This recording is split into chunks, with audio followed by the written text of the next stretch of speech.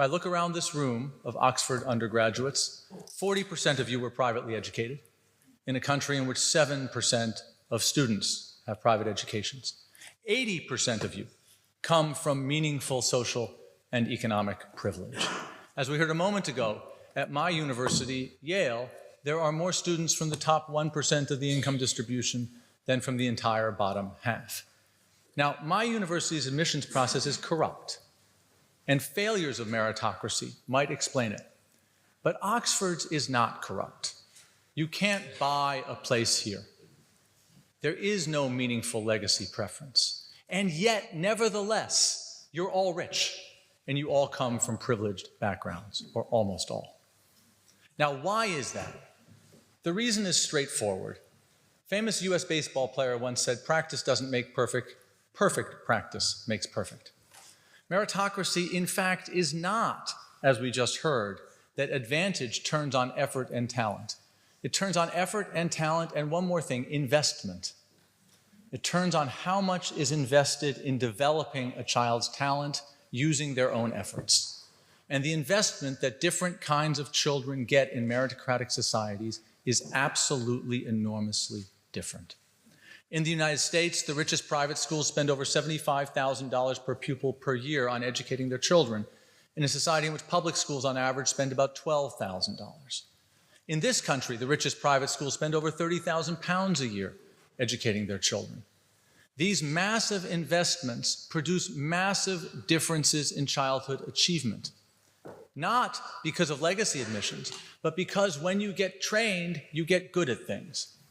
And the result, therefore, is that a meritocracy, when it works as designed, favors those whose parents are in a position best to invest in them, who have the money, who have the skills, and who have the free energy and space to do so. And believe me, meritocrats give rich parents the ability to do so. I'll get it in 1 second.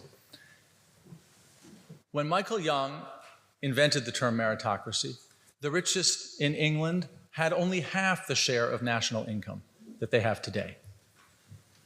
The richest 10% of earners made twice as much as the poorest 10% of earners. Today, they make 4 times as much. A graduate of this university will make 50% more in her first year out than a graduate of the University of York.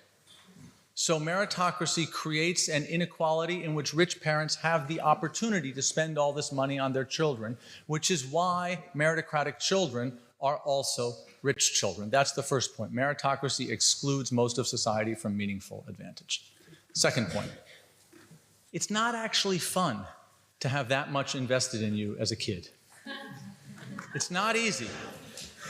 You are poked and prodded and tested and subject to tutors and classes and extra help and schools and exams, and you do this from the earliest age up until adulthood, and then you come here and you work hard, and then you get a job at McKinsey or Goldman Sachs and you work 80 hours a week.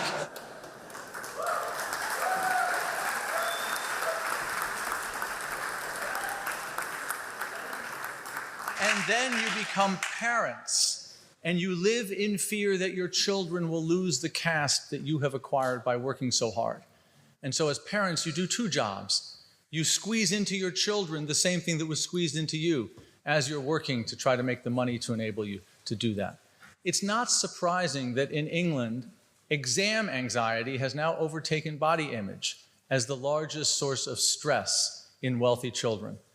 It's not surprising that in a study of a wealthy American private school, 50% of children had moderate to severe clinical symptoms of depression, and 75% had moderate to severe clinical symptoms of anxiety. These are not easy lives to live. You will be extremely wealthy, wealthier than you can imagine, wealthier than prior elites have been, but you will not be well, and your children will not be well. And so even as meritocracy excludes everyone else, it will ensnare those of us in this room who are fortunate. But that doesn't mean that in human terms, it serves our interests. And so meritocracy creates an elite that is indifferent to the common good and that believes in its own entitlements, which is very damaging for society and not so great for the elite either.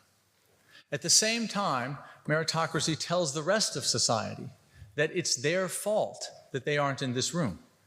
That if they'd been a little more talented, if they'd been a little harder working, if they'd been a little more virtuous, if they'd had a little more merit, then they would have been able to measure up. They would have succeeded. And so they are to blame for what is in fact a form of structural exclusion. And so meritocracy makes the elite smug and leaves everyone else naked in their rejection. And that's an extremely damaging place to be.